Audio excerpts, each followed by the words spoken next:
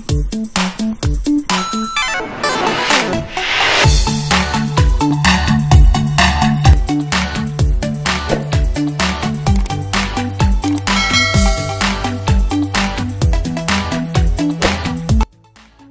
tayo ng dagat mga kapising. Update muna tayo sa dagat. Maliligo muna ako para mawala yung sakit ng katawan ko. Magmumotor lang tayo papunta doon sa Barangay Malubago at hihiram tayo ng bangka papunta sa Kubo. At doon ako maliligo. Abang-abang na lang mga kapising mamaya sa ating mga dagdag na video.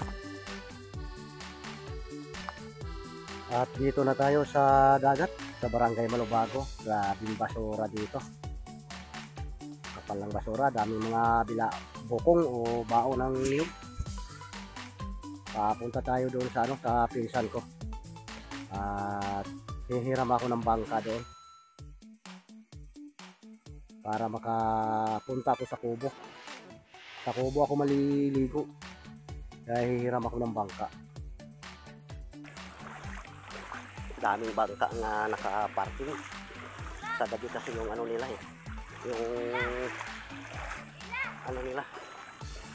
yung hanap buhay.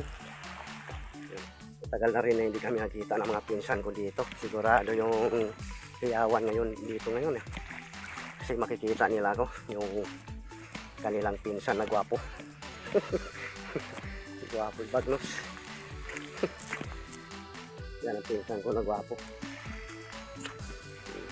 Ano yan? Ano? Kamukha mo? Mo nagpagwapo kay para makapang-chicks naman. Mangutan ka naman. Ada. Na grabe ng hikaw oh. Nabitas na. Pang-chicks. Pang-chicks. Pag-unom. Grabe pang-unom. Kasi mga pamangkin ko na mga gwapo.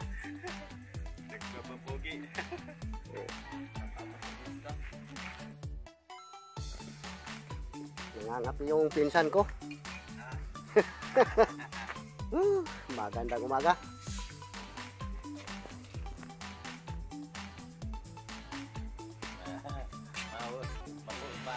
Hello guys. Pamangkin ko. Pupunta na kami sa Kubo at kasama namin yung pamangkin ko kasi wala daw siyang makina. So, sa puntong ito sumama siya sa amin gawa ng ibibigay ko sa kanya yung makina kong isa kasi wala namang gamit yun at wala na daw siyang nagagamit na makina, hindi siya makapagpalaot. So ang gagawin natin, maghihiram lang sana ako ng bangka sa kanila papunta doon sa Kubo. So sumama na lang sila mag-ama para kunin yung makina kong isa doon sa aking Kubo.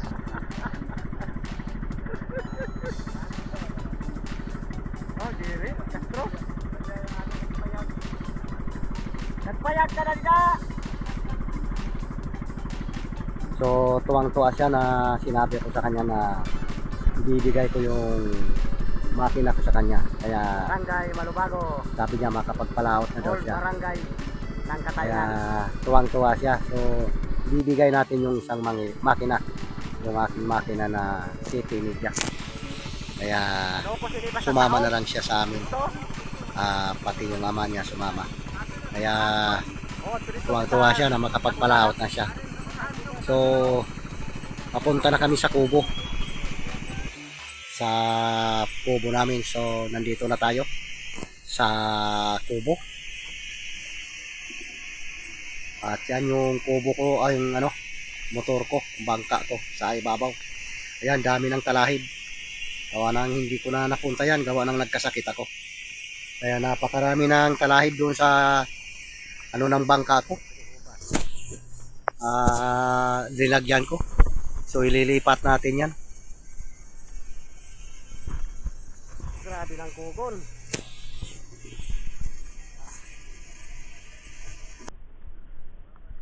Lalo sumak na. Taho. Sa kaadlaw na. Pula na maduaw.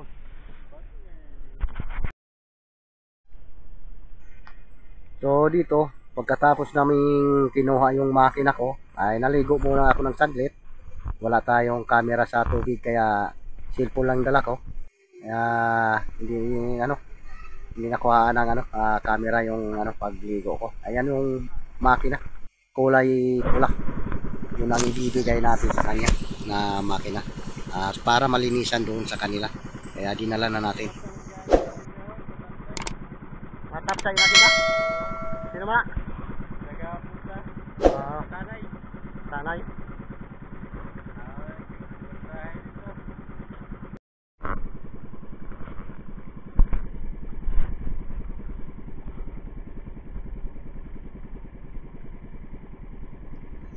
At dito dadaong na tayo mga kapising, malapit na tayo sa bahay ng pinsan ko. Ayan, dadaong na kami mga kapising dahil na sobrang init, baka sumakit naman yung likod ko.